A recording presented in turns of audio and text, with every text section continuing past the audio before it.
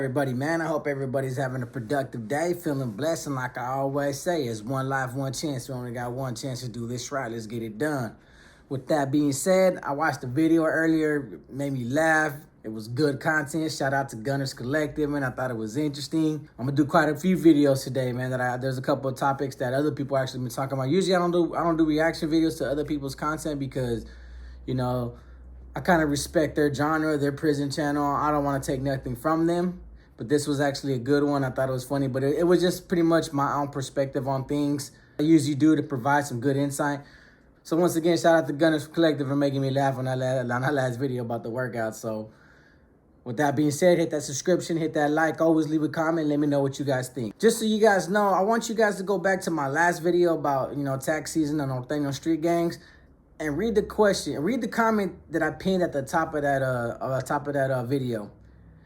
That exact mentality from that subscriber who's actually a Norteño from Sacramento is the mentality in which I was trying to enlighten you guys on. I'm not saying everybody's like that, and I'm not saying there's not barrios that will pay taxes and conform to NF will and NF policy and NF jurisdictions, because there are, just like the Monterey County, Salinas, that area, they're real embedded and they're real loyal to the North and to the cause, just like Tulare County and Kings County are. But, you got cities like in the East Bay, in the Bay Area, North Bay, South Bay, that just a different lifestyle, different mentality. And that's the only thing I was trying to enlighten the people about was, not everybody's going to conform. Not everybody agrees that we should be paying taxes. Because if you think about it, when the NF started, they were their own organization.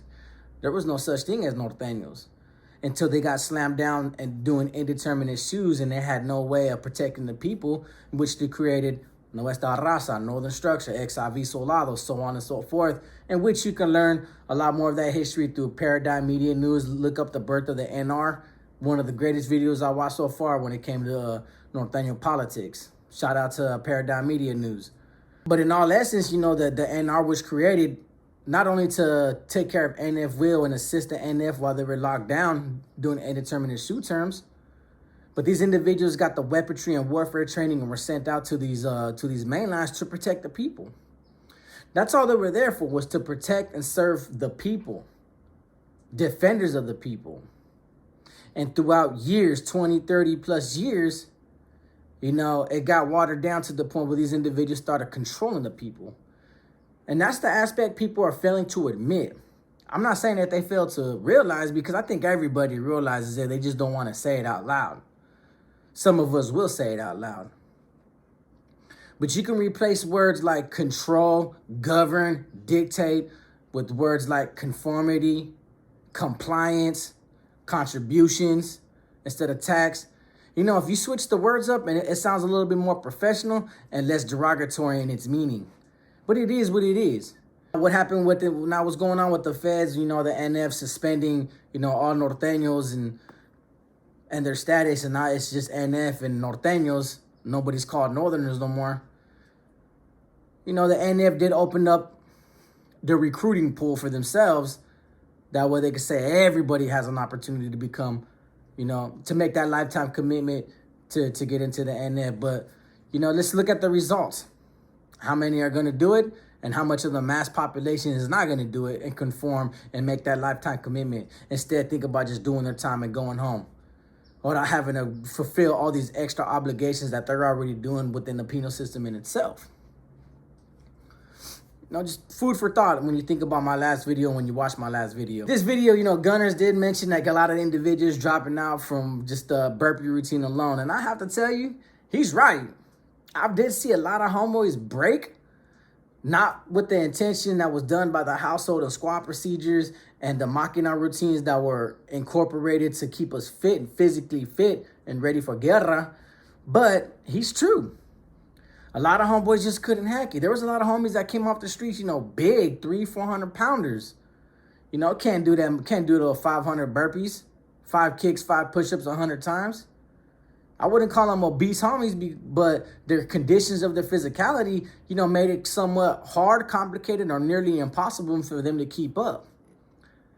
And the fact of the matter is, when it comes to this militant Northern Structure program, you're going to finish these 522s.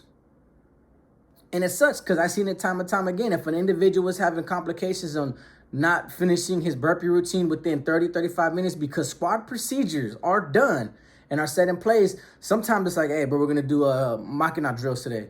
You had to complete it within 30 minutes, and there's going to be a poster right next to you with a clock, with his watch, timing you.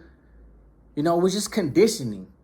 And it was meant for the greater good. It was meant for your physical well-being. It was meant for you to be able to take on 5 or 6 sureños at a time.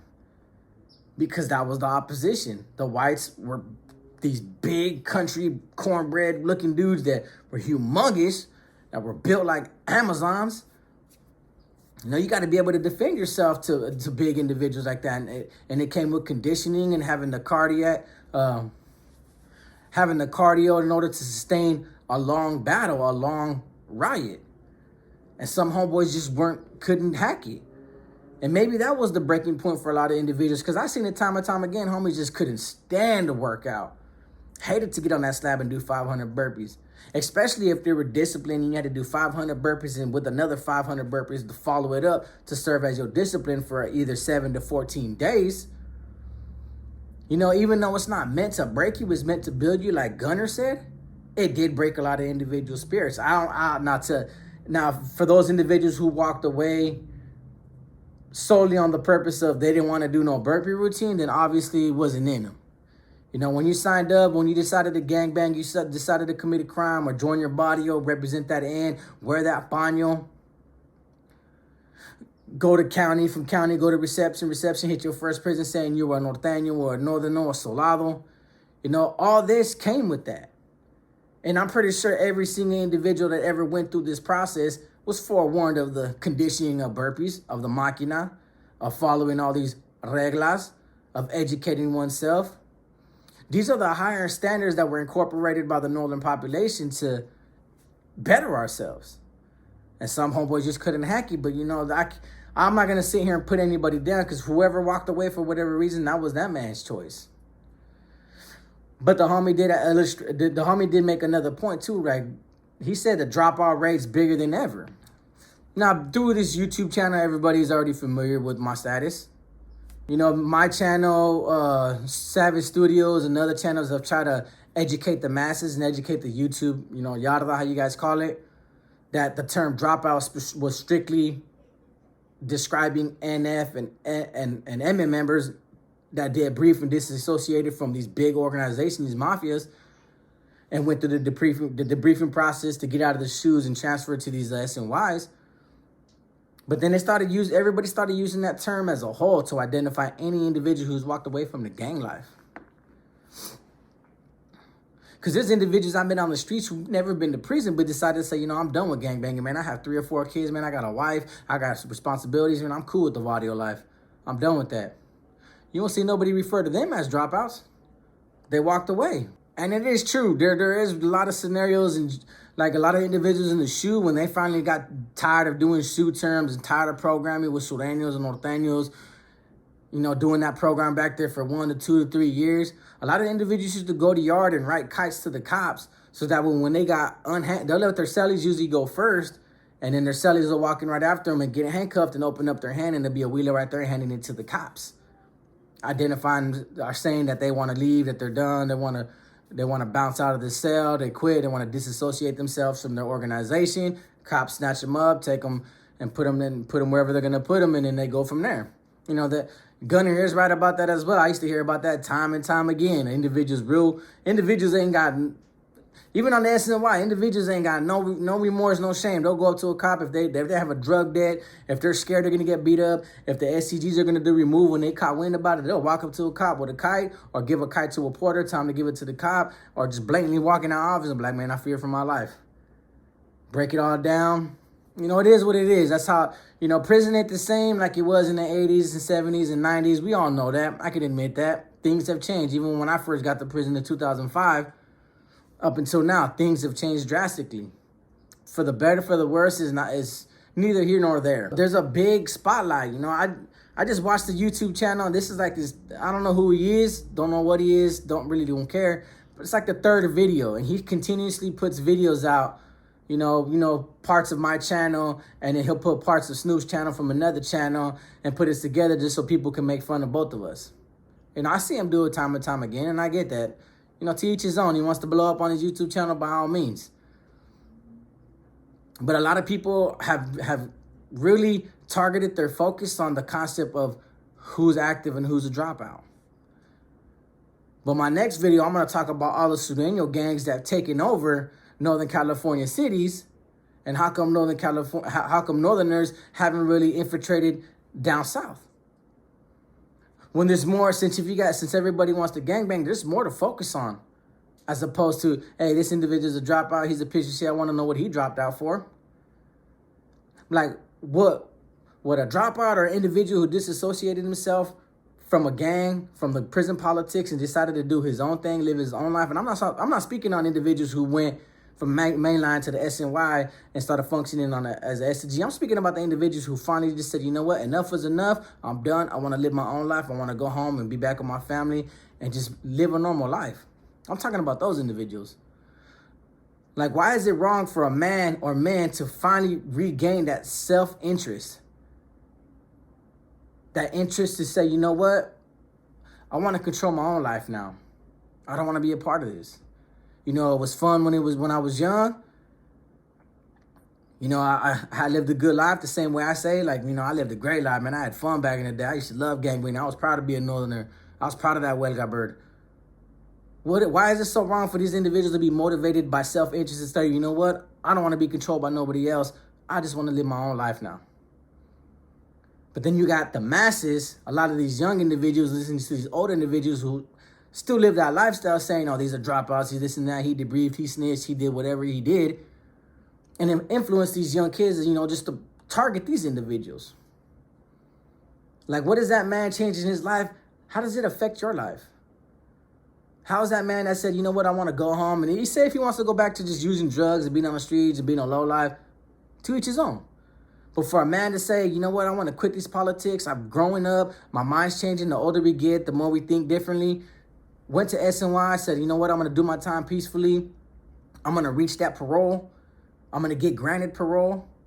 Like, that's success that anybody should be proud of. I don't care what you've done.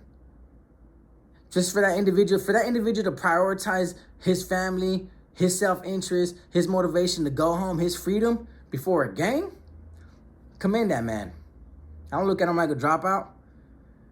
Even if I was active. Oh, he did what he had to do. I'm not worried about that. I'm worried about the individuals who are trying to take me down. That would be my mentality. Because I just think it's really unfair that, the dropout rate is at a high rate right now. And a lot of us can talk about why these individuals are dropping out. And hey, to each his own. Everybody's dropping out. So what? I just think a lot of these individuals, we could say a big portion of it, everybody can identify it as, they are cowards. They didn't want to do a removal. They didn't want to pick up a weapon. They didn't want to join in this fight. Whatever the case may be, I can't talk down on anybody. Others can, but I get that. I'm speaking on behalf of those individuals who got tired of being suppressed by individuals who created an organizational structure, entitled themselves to some type of superiority. And they started trying to say, you know what, we're going to control the people that don't have their superiority, that don't have no status. Because I find it funny, a lot of these individuals glorify a lot of these NF members, for example, Skip, Stork, Mad Dog, a lot of the state and Fed factions that you guys hear and read about and listen to on YouTube. But the whole concept of the cause was, every Norteño's equal, right? Let a regular Northerner go up to an NF member and say, hey, bro, me and you are the same. We're both Chicanos from up north. We're equal. Let's let one of these youngsters go up to Skip over there in the Feds and say, I understand you're an NF member, but still, bro, we're the same. We're both men. You mean to tell me Skip ain't gonna laugh at him and re-educate him? Like, nah, bro, you serve me. You don't think that's not gonna happen? Come on, let's be honest now. A lot of these individuals got tired of being suppressed by indirect manipulation, like I pointed out. Instead of saying, hey, bro, I'm gonna tax you 20% every month, just for being for your body and just for representing that end, you're going to rephrase it and say, you know what, just a 20% contribution to the cause would be nice, to help uplift the people, to further the people, to further the organization, to fund the street regiment. You know, you're going to water it down and make it into a little fantasy and script the story to where it makes better sense as opposed to saying it is what it is. Hey, bro, your body owes taxes, you pay 20%, or else this is going to happen. You're going to pay the big homies. It's like paying rent all over again. And a lot of homies just get tired of that. A lot of homies get tired of being taxed for the risks, the penitentiary chances they're taking to go to prison to bring in drugs just so a third of it can go to the big homie for what? So he can use it? Make a little bit of money, but he can use it. So I'm risking my life to take care of my family in order to feed your veins? I think that's very unfair. I think these individuals said, you know what? Forget their superiority. I have a moral superiority for myself now. That I'm going to start doing for myself now, making decisions for myself now. Now, with this video, I can't honestly say that I can justify each and every individual who's walked away, who's dropped out, so on and so forth. Because I know a lot of individuals just say, well, you're a dropout, you're just siding up with them. No. Because a lot of my older videos says that I promote it. Hey, if you want to go active, stay active. If that's what you believe in, stay active. There's no need to come to SNY.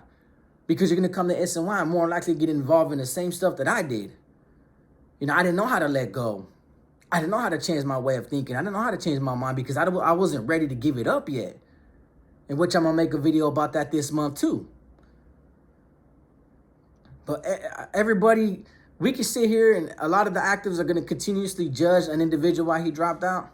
And there's always going to be that stigma that's going to follow us, that dark cloud for individuals to say, you know what, he's not an active no more. He's a dropout. He's a piece of this and that and this and that. I get that. And that's the risk that I'm taking with more and more subscribers that I'm gaining, with more videos that I'm promoting and that I'm teaching. And I understand that. I know there's never going to be a time that I can persuade and change the perspective of the mass audience that, hey, you know what, a dropout and an active, what's the difference?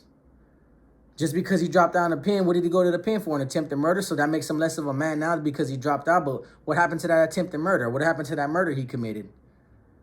He's less of a man now because he decided not to stay loyal? There's YouTube videos about individuals who are actually catching cases in jail, taking people's lives, killing their cellies that are SNY. That doesn't change the perspective at all. You know, we're all men at the end of the day. You just put you put any man in that predicament, he's gonna react a certain way. Just because some men decided to come to the streets and say, you know what, is enough enough? You can have that audio. I just want to go to work, come home, lay in bed with a girl, and watch my kids go to school every day, and walked away from the gang life like it's over. Like he's frowned upon, he's deemed for that. He's looked at like a less than.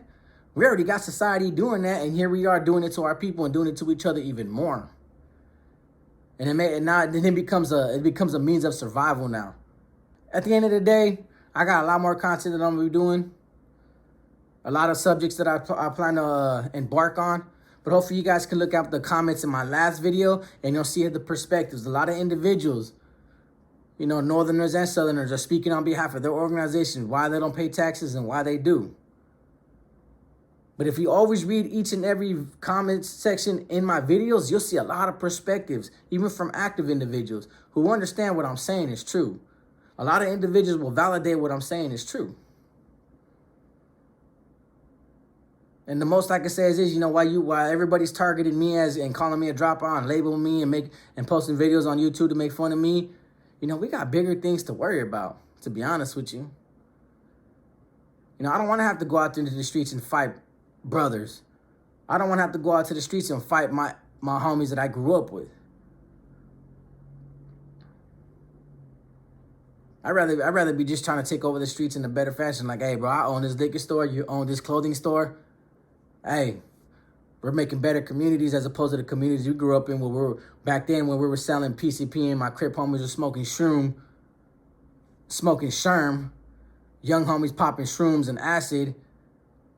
The other young homies are just doing beer runs to drink and waste their life and did school. You know, there's a bigger perspective, a bigger picture we could be trying to change as opposed to say, you know what, he's a dropout, he's an active. He's a dropout, he's an active. Just identifying one another and just trying to create a line so that we don't cross paths with one another and make fun of each other. Because we're all adults, and yet we're all just on YouTube and social media making fun of each other. Then we wonder why the kids are doing the same thing. And it's going to make it harder for change in the near future. So with that being said, man, I hope you guys like what I had to say. Shout out to gunnerz Collective for making me laugh, man. That was funny. That boy can always make somebody laugh, man. With that being said, man, like I always say, it's one life, one chance. We only got one chance to do this right. Let's get it done. Peace.